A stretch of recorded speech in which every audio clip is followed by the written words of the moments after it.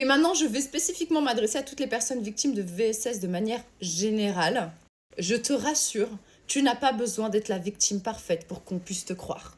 Je te rassure, tu n'as pas besoin de montrer patte blanche pour qu'on puisse te croire. Les personnes suffisamment instruites et les personnes suffisamment renseignées sur la question des VSS de manière générale ont aussi conscience de la nature humaine. Et de ce fait, on a aussi conscience du fait que dans des dynamiques d'oppression et de violence, tu n'es plus forcément maître de toi-même, on va dire ça comme ça, dans le sens où la pression psychologique, le stress, l'angoisse, etc. peut te pousser à adopter des comportements que tu n'avais pas de base. Comme par exemple le fait de te mettre à réagir hyper violemment envers un truc précis, une personne précise, due à des stress post-traumatiques. Oui, en fait, ce que tu as subi va te causer possiblement des stress post-traumatiques et ce qui pourrait donner l'impression aux gens du coup que tu n'es pas une victime parfaite. D'ailleurs, ce n'est pas parce que tu t'es déjà disputé avec la personne qui a été auteur de ton agression, ce n'est pas parce que tu as déjà été insultant envers cette personne, insultante envers cette personne, que cette personne t'a insulté aussi en retour, que ça fait de toi quelqu'un de coupable aussi dans cette histoire.